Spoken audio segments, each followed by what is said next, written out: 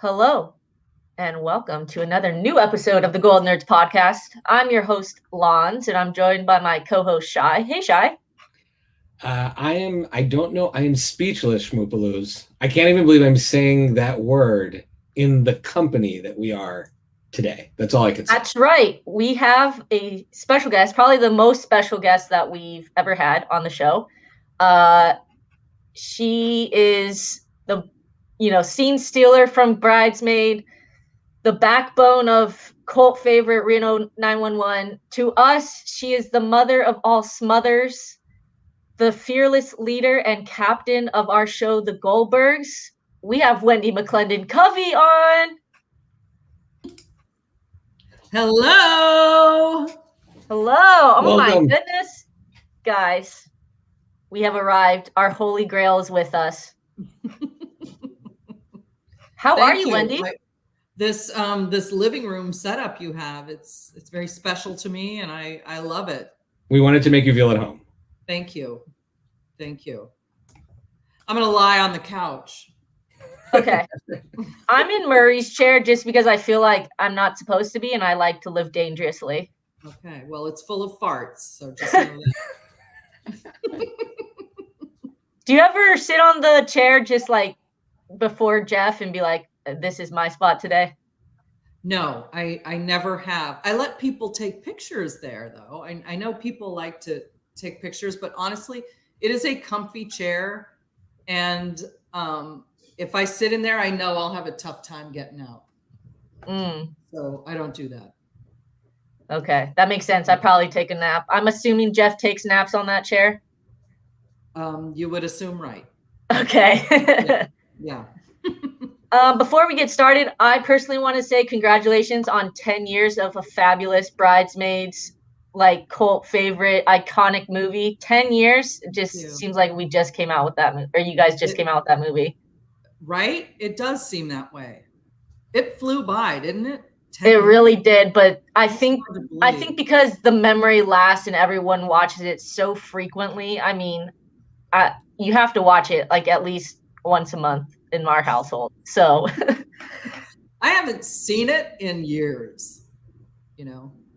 I mean, I don't watch it, but yeah, I'm thrilled other people responded to it, and yeah, I was delighted to get in the mail the other day a nice ring from Paul Feig. He sent us all bridesmaids rings.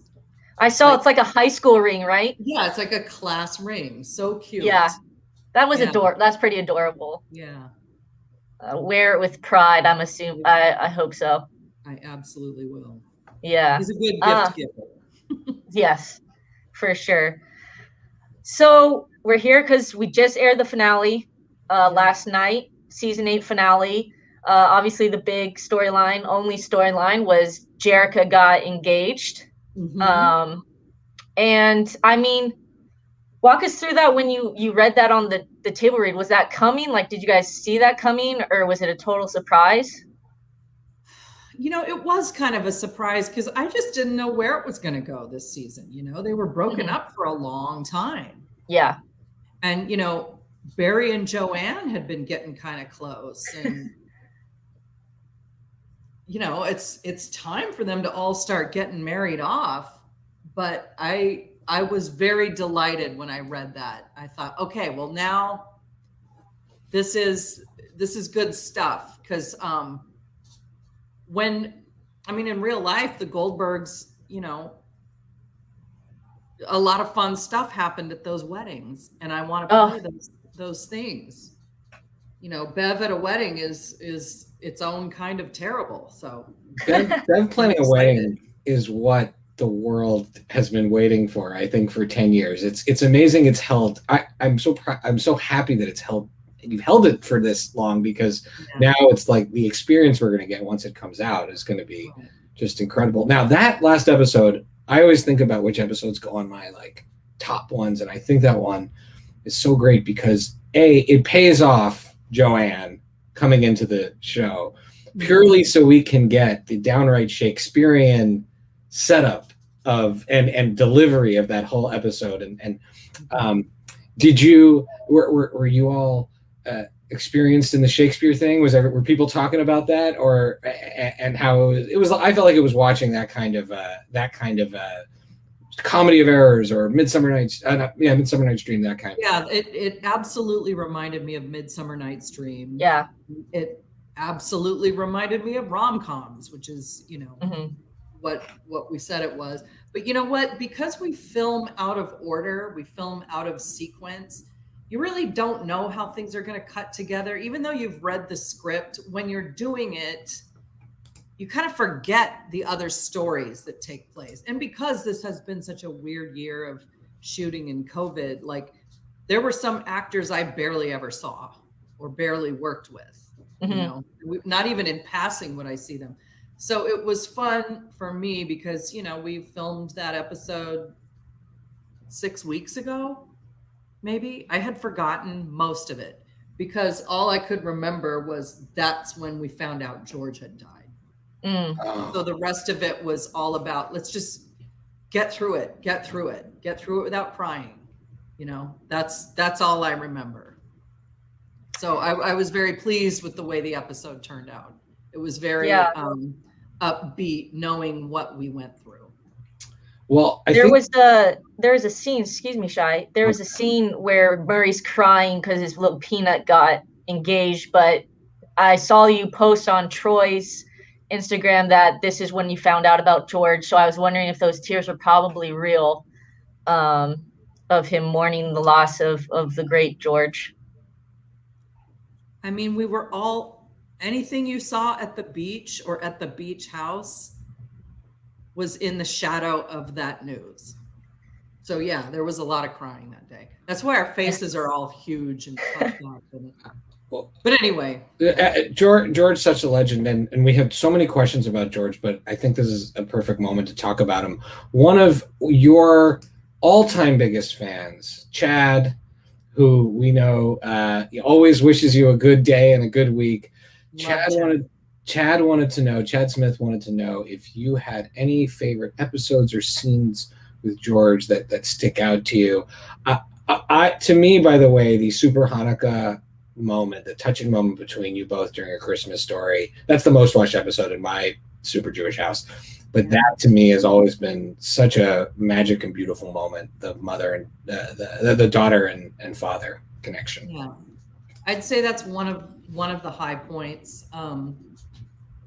It's hard to, you know what? I would say probably back in season 1, we had an episode where I kept trying to force him to go out with a girl.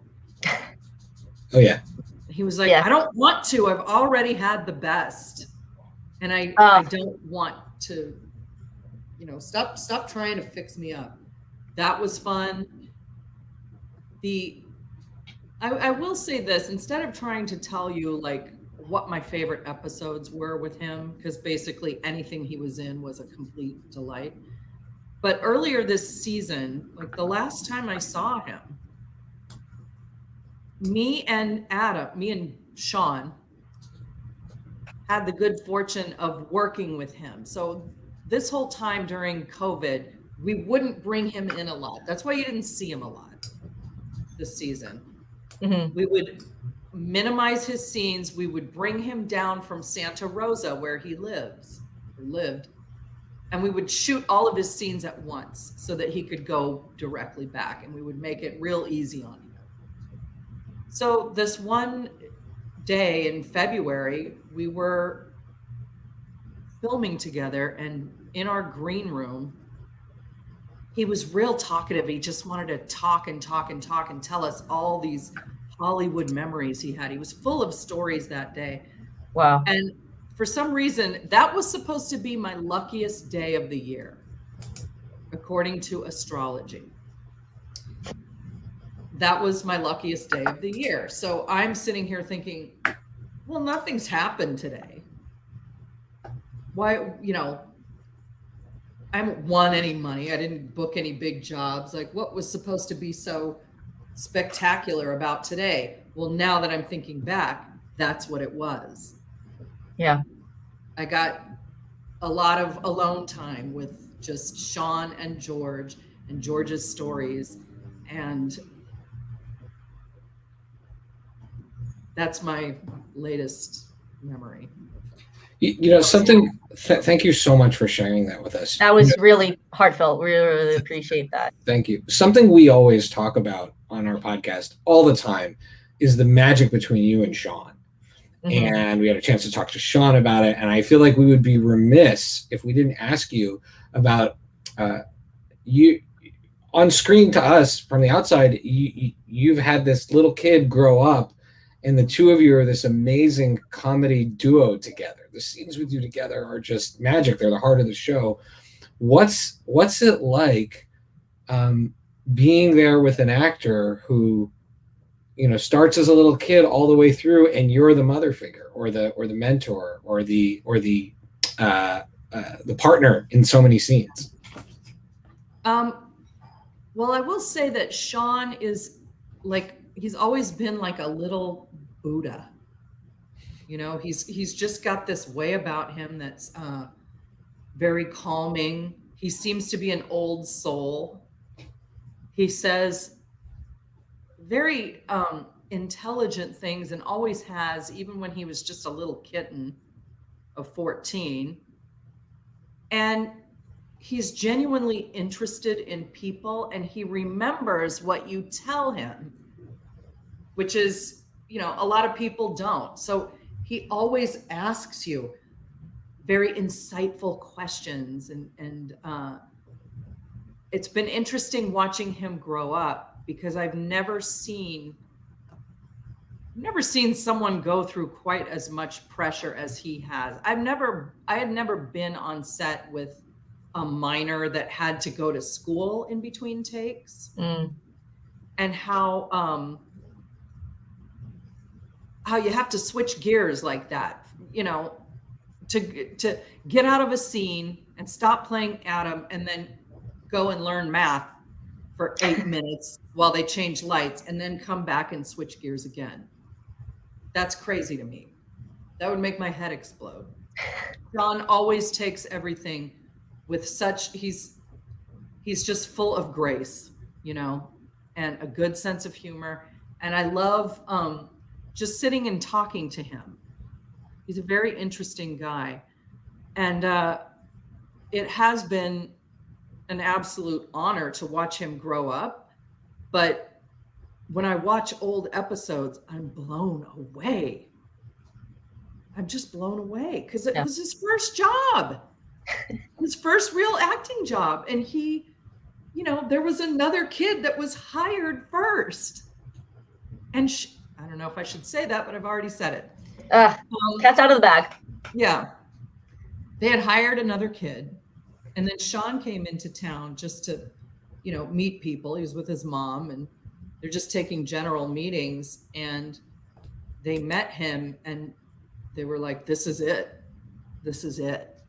Sorry, we've got to let this other kid go. This is Adam. And listen, we're all watching the same thing. He's a little magic man. Yeah. He's great. To see him blossom over the last 9 years has been just beautiful to watch. And to see your guys' chemistry also blossom, your cast chemistry. You know, someone asked, what do you think is the secret sauce that makes this show work? And, you know, I don't want to speak for you, but I bet it's probably the cast chemistry and how much you guys seem to love each other on the screen. And I've heard off the screen from Haley and Sean that you guys are really a family. So kudos to you guys for all coming together like that for the greater of the show. Yeah, thank you. And I think we all, I think it's the casting. I think it's that we are genuinely happy for each other in other areas too. And if there's a scene where, you know, someone else is the focus, everybody rallies behind that person to make them look amazing. Mm-hmm. So there's no like, hey, no, wait, I've got to get all the laughs all the time. I know it's like that on other shows. It's not that way on ours. And we assume, but we've checked around. We know that a lot of that tone comes set from you. So we're so grateful. We talk about you often as the quarterback of the Goldbergs. And in fact, there are stretches of the show where we notice Beverly's development is like she's sort of she's helping someone else. You're sort of putting another character over and letting them go through it, whether it's, you know, Jeff going from side character to, you know, super duper fan favorite, but also the arc that he's gone. We always admire the way you are able to do that with the other actors. What's the strategy as an actor, as the top of the call sheet? How do you approach giving people that space and setting that tone? Well, all I can say is that, you know, I've been on other sets where that is not the case. And not only does it feel crummy to work on those sets, I think it affects the finished product. Mm-hmm. And everyone deserves their time to shine. It makes the show funnier if everybody gets to have their moments. It makes the writing better. It makes the show funnier. So that's what I think of. I mean, I just think if it doesn't function as a team and a true ensemble, then we really have nothing, because this is it is about a family. So everybody has to have their moments in the spotlight. Well, we love to see. Question. I don't know if I did. Yeah, that was amazing. Are you kidding? That's like the question I've been waiting to ask you for 9 years. So I'm really thrilled. Thank you. We have a ton of fan comments, and as we keep talking, I'm just going to start scrolling them through because we won't have time. But this way, you can see them, or when you rewatch the podcast, you'll be able to. We know you have a hard stop, and we very much respect that. We want to also ask you about some of the non-Goldbergs things. I had the pleasure of seeing Blush earlier this year, and I was just talking about this with another friend. It's like Blush is in a lot of ways, the character in Blush, whose name escapes me right now, is the polar opposite of your excited, loud Beverly Goldberg. It's this muted, sad character, and it really shows the dramatic range that you have there. How do you go to those two mindsets? How do you go to the Beverly Goldberg place and then the Blush place, where you're someone with this who the characters I saw is sort of questioning whether or not they've really done what they should have done with their life, like where they feel like they just haven't amounted to what they should have. Right.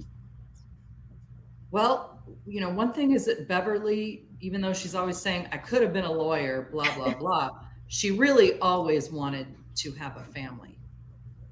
That's really what she wanted. And so she is the president and CEO of that house. Yeah. And she absolutely acts first and apologizes later. Whereas this other woman, you're right, she wasn't happy with her life at all. And that's a different parenting style where, you know what, just tell me the truth. Just tell me the truth, and you will never get in trouble as long as you tell me the truth. But she's also, kind of a drug addict, this other woman. So yeah, she had a lot of OCD problems and, substance abuse issues. And it was hard to play someone who doesn't talk as much as Beverly. I thought those long stares, though, stares that you would give in that, like there were so many words in those long stares. They were really incredible.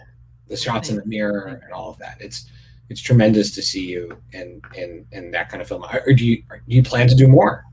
Yeah, I mean, your dramatic acting, I think, is so underappreciated. And we're just curious if you want to pursue more dramatic roles.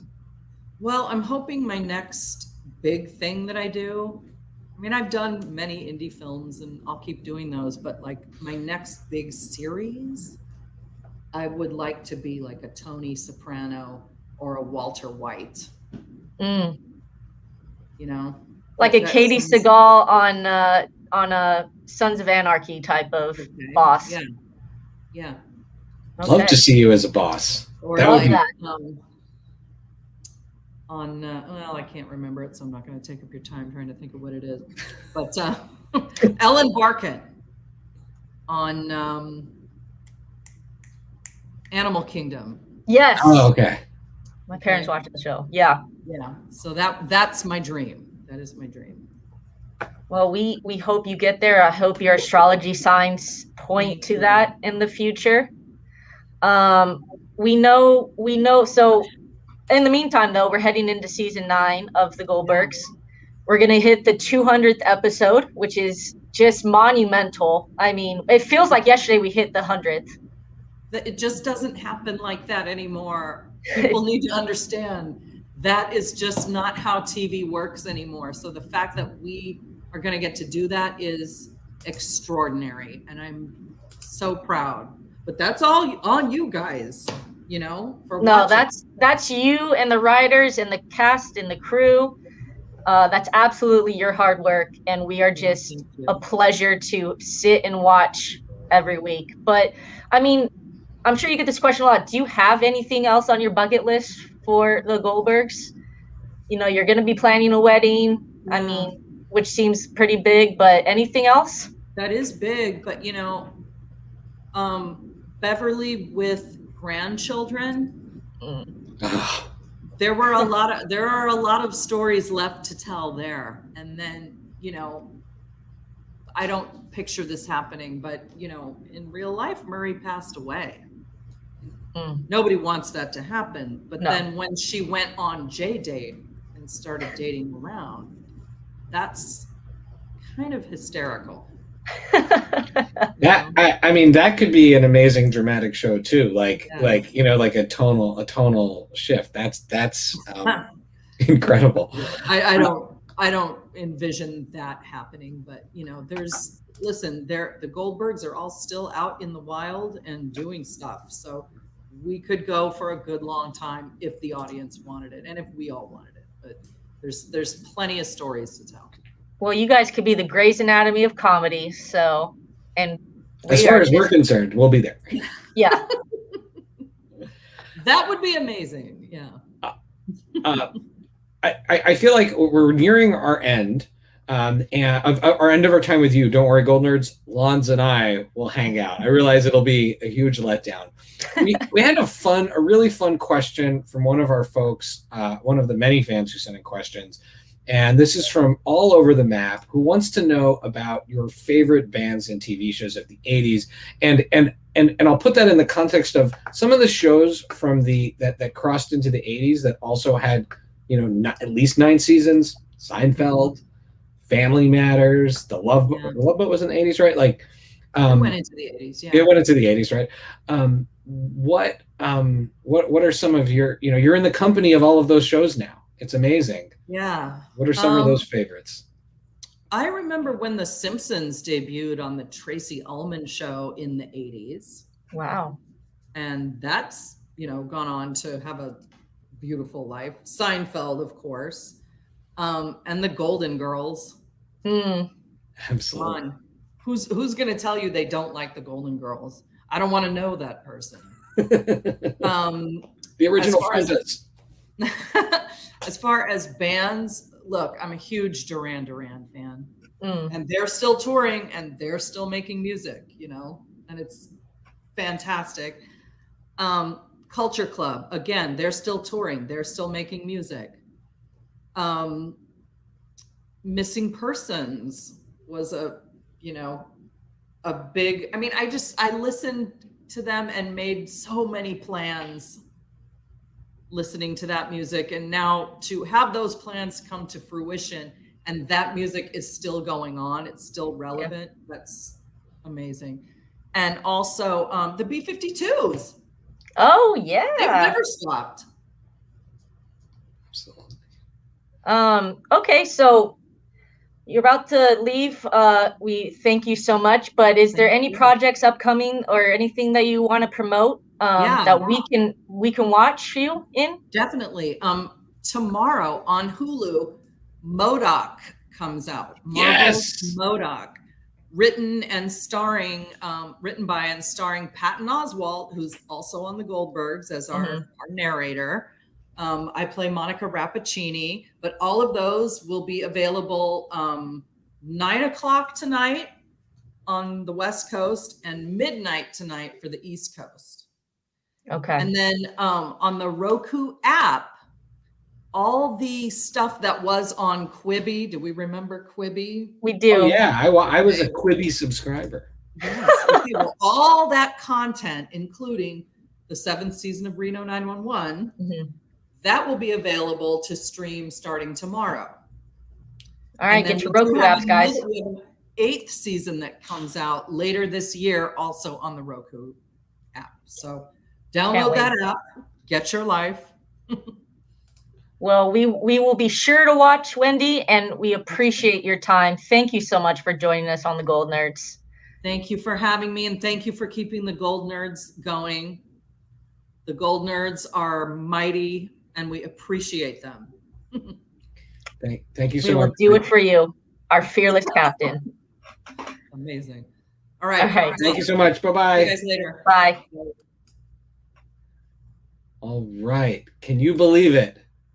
Was she not the best, Goldnerds? That was incredible. That was incredible. What an amazing lady. We're just going to process this for a minute. Hang out with us while we process it. Also, there's some we got some other people weighing in on the shows, the Golden Girls. I was kind of in awe a little bit. So like producing and talking to Wendi at the same time, very, very difficult. I could barely speak. I feel like I was in an interview. Like I was on the interviewing side, interviewing for a job with her to be like her friend.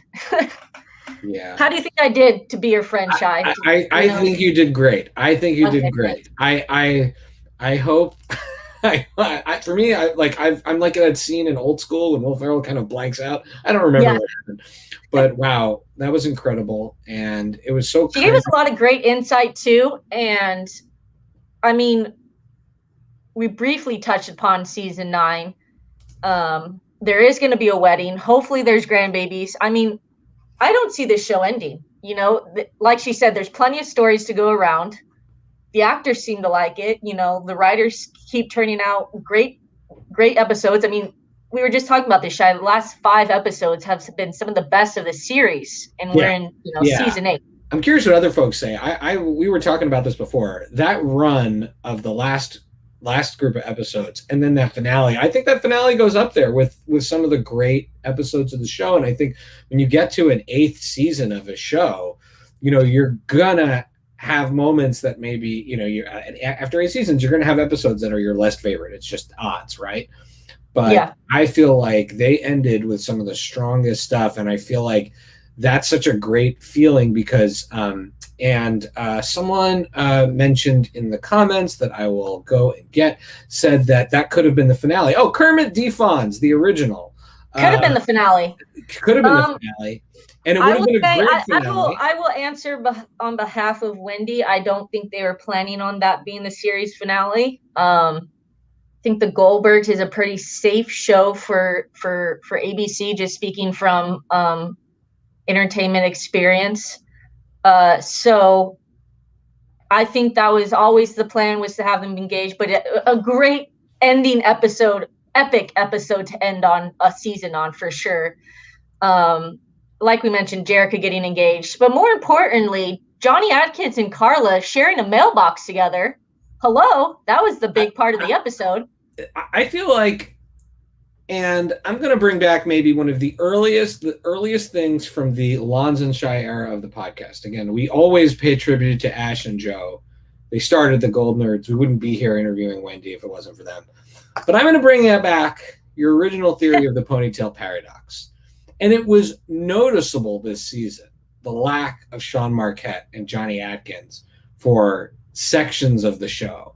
Mm-hmm. And while there were great episodes, I feel like there is some kind of coincidence with the return of the ponytail and that incredible run at the end of this season.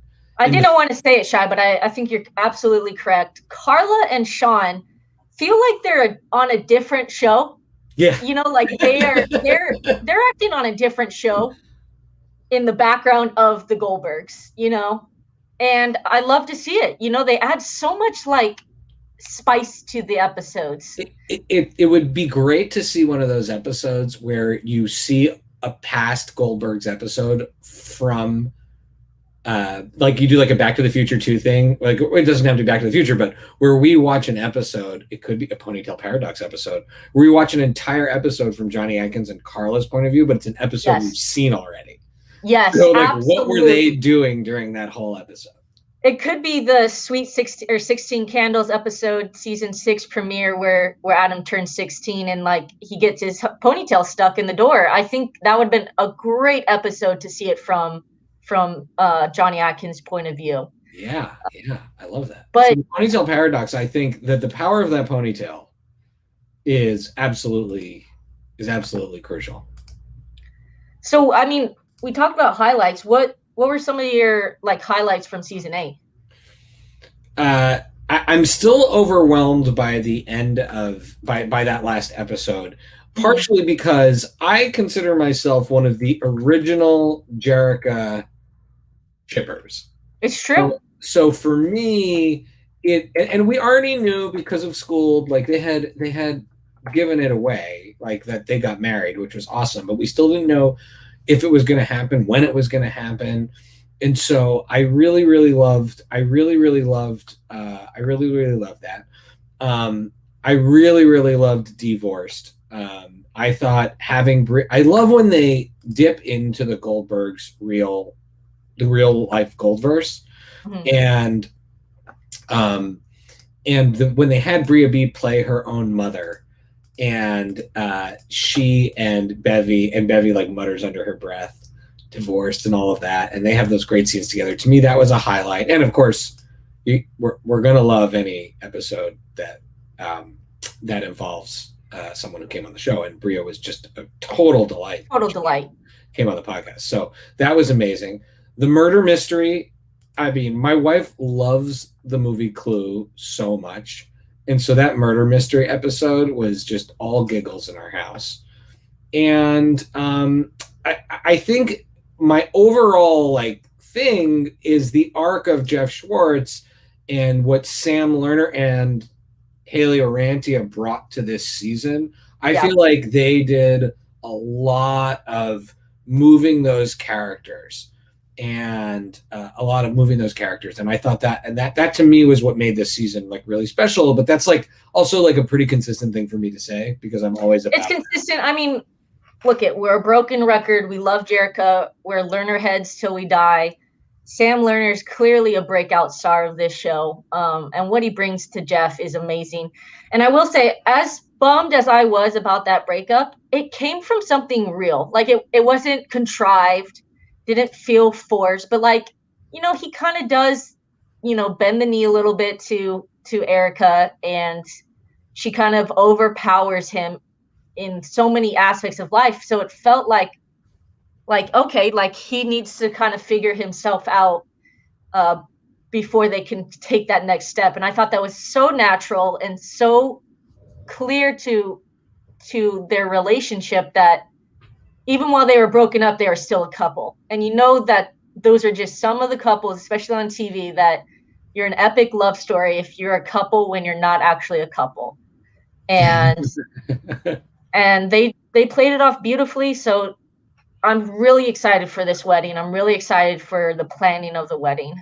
So one question I have for you is, so for me, because I know we were ambivalent about the Barry Joanne relationship throughout, not about the performance. Beth Trifon was awesome, and Troy is like a genius, and like really comedy, like what he does, like what Troy does in any scene he's in is just incredible. I mean, it's physical comedy, right? But it was there. I was like, they're really gonna, you know. But clearly, like they paid it off so well with that rom-com episode, with the comedy of errors, with the Shakespeare. I mean, I just loved that, and I felt like that justified the whole Barry Joanne romance. I will say I agree with that. We weren't really on board with the romance. Paid off beautifully. Now that it's paid off, I wouldn't hate it if they broke up in season 9. I think she served her purpose. So you think it's like a other Adam F. Goldberg thing where Adam was like building that for 5 seasons and then we saw him and then he's like, and then we will never talk about it again. We could talk about it. Like they could start off together, but I don't, like I just said about epic romance, I don't see them being an epic romance. And it's not just because I'm a Blaney shipper. It's just, I think their personalities, they're 2 big personalities, and I don't know if that really meshes that well together. Yeah, Barry and Lainey have more of a chemistry that I think like mixes and builds something stable that they can grow together with. I wonder also when you're talking about Barry's relationships though, I wonder if like I feel like Ren didn't have as much of a plan around Ren. Other than that, if you think of like realistically, she was sort of like not Lainey, right? Right. And maybe, but Joanne, I feel like there was a lot more sizzle and pop, to use a Bevy expression. So I like that a lot. I like that a lot, and I like the payoff. But I would say, like, now that I'm thinking about it, my favorite, it's like a very small but favorite moment. So we watched Crocodile Dundee with our kids this year because we made them watch tons of movies with us, like old movies with us. And the Alligator Schwartz Crocodile Dundee episode with Paula Hogan and the payoff of Paula Hogan being a real incredible person. And the scene, like this is where like we got a half hour with Wendi, and how lucky are we that we got it? But I want to go through every scene with her. The scene where they're reenacting the final scene of Crocodile Dundee, and Wendi is miss like broken telephoning all of the statements was just incredible. Yeah, I mean that was another epic episode, and Paula Hogan, please come back to us. Let's bring Paula Hogan back. Yeah.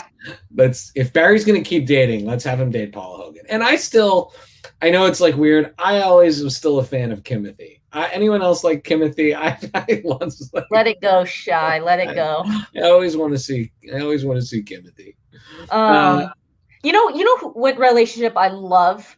Bria B and Adams. I love Bria B. I love how she puts up with Adam. And especially in this last episode with the finale, and she was just like, are you gonna like tell anybody? And he's like, it'll play out. And then she was just like so curmudgeon about like, rom-coms and everything, and then she came around. But I love Bria B. I mean, I love the real life Bria B, but I love show Bria B. Real life Bria B is amazing.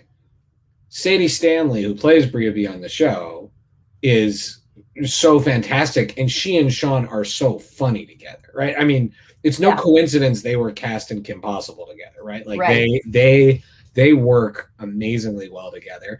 And what I love about Bria's character is that Bria, they stay consistent with, she is that cool girl, but who is nice to everyone. Like her lunch table has a mix of different people, and I feel like that's not, and it's not hard for her. That's just who she is as a person, and I like seeing that, and I like showing that to my kids too. Like Bria's just a great, she's like a good person, and whether she ends up with Adam in the Goldverse or not is a different story. But Sadie Stanley's awesome on that show. I hope they do. He's great. I hope she sticks around for as long as possible. I don't know where things go within the Goldverse, if it's going to deviate at all from real life. Maybe it will at this point.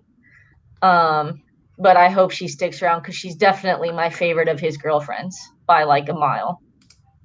They've sort of stuck with the character this time, right? Like they didn't bounce around.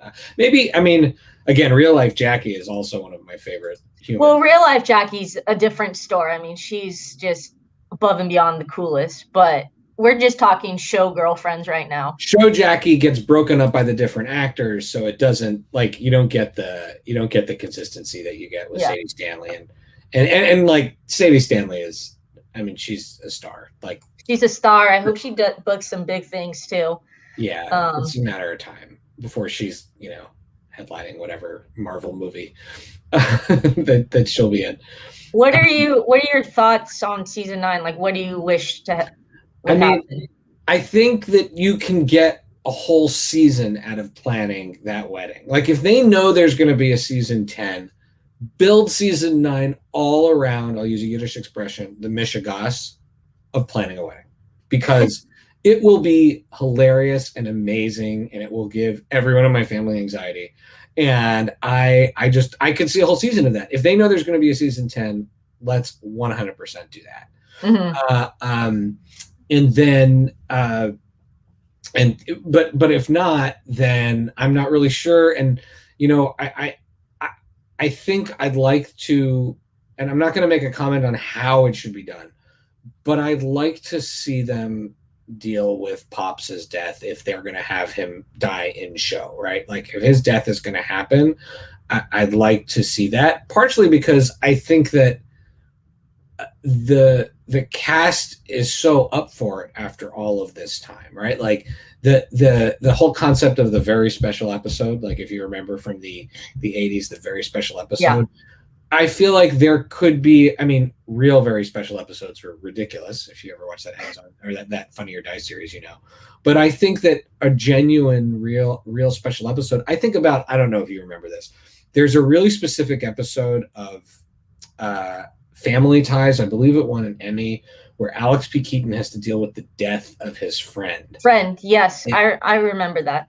And it's an incredible episode of television, and it's different than every other episode of Family Ties. And I think that the Goldbergs cast would 100% be able to do that. And I think Wendi and Sean would be, it would be heart-wrenching, but it would be amazing to watch them do something like that. And I trust I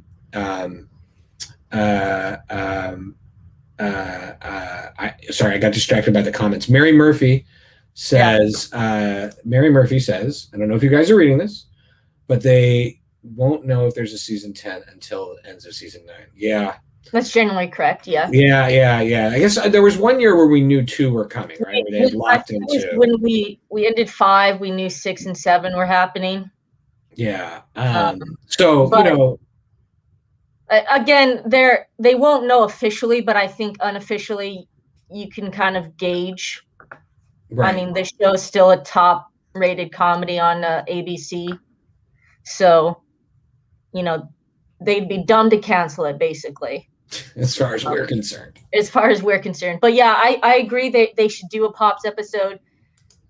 He'll probably die off screen, in the episode, and they're just maybe coming back from a funeral or some, having like a wake, and it's all surrounded about the wake, and there's still going to be some funny moments. It would be a Shiva, just to be clear. Okay, a Shiva. I'm the Goldnerds podcast rabbi, I guess. Yes, you are. So it'll be surrounded. It'll be like there will be funny moments, but you'll definitely feel the heart. Because I feel like George would want us to honor him with laughter. So I can see them doing a Shiva, and it's like a bottle episode, right? It all takes place in the Goldberg house. You can get Bill there. The Frentas. I mean, you could have if you did a Goldberg Shiva, if you did a Goldberg Shiva, you could do just an epically brilliant episode of both comedy and drama, even a 2-parter or something like that, a la that Alex P. Keaton episode. And Mary Murphy, nice to meet you, Mary. I'm not a Goldbergs Reddit person, so I am not as familiar. Mary says she's from Reddit, but Mary agrees that we should see a Pops devoted episode. I think we will. I think they will honor him appropriately, probably in the premiere. Yeah, they won't. I can see them doing their big movie premiere like they always like to do, and then maybe the second episode, kind of like the way they did Vacation. And then the sort of plot got going after Vacation. Yeah, exactly. So I could see them maybe doing like a movie episode for the premiere to kick off season 9. And then maybe the second or third episode is Pops dedicated. But I feel confident that they will dedicate a whole episode to Pops' memory, as he deserves. Yeah. Pops will be so sorely missed. And what a nice moment and memory that Wendi shared with us about George. That was so touching and private, and she really allowed us into, kind of her family with that. So that was really special. Thank you, Wendi, for that. Yeah. And I think with that, I feel like, I don't know where to go from here other than thank everybody for being with us. This has been a crazy year. We've done almost all of our episodes we did live this year. And we had everybody here with us, like all of the awesome Goldnerds. Chad and Kermit, now Mary. Oh man, I wish I could remember all the names of all the folks who have been like in the comments all year, but it's so much fun. And I think we're going to keep doing these live when we can. Yeah. Maybe we'll pop up in the summer for, some sort of preview, or maybe we'll get someone for a cool interview, during the off season. We all, every once in a while we line up someone awesome for something like that.